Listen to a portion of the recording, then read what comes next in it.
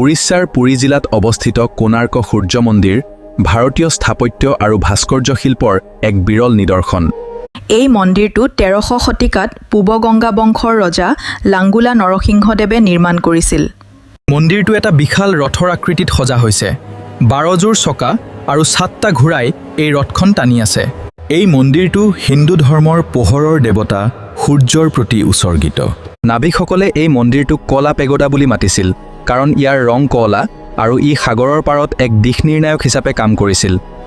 মন্দিৰৰ দেৱালবোৰত অতি সূক্ষ্ম আৰু সুন্দৰকৈ খোদিত কৰা নৰ্তকী, বাদ্যযন্ত্ৰী, পৌৰাণিক কাহিনী আৰু জীৱ-জন্তুৰ চিত্ৰ দেখা পোৱা যায়। ইয়াৰ ঐতিহাসিক আৰু সাংস্কৃতিক গুৰুত্বৰ বাবে 1984 চনত ইউনেস্কোই ইয়াক বিশ্ব ঐতিহ্য ক্ষেত্ৰ হিচাপে ঘোষণা কৰে। বৰ্তমান মূল মন্দিৰটোৰ কিছু অংশ ধ্বংসপ্ৰাপ্ত, যদিও ই আজিও ভাৰতৰ অন্যতম প্ৰধান পৰ্যটনস্থলী হিচাপে পৰিগণিত হৈ আছে।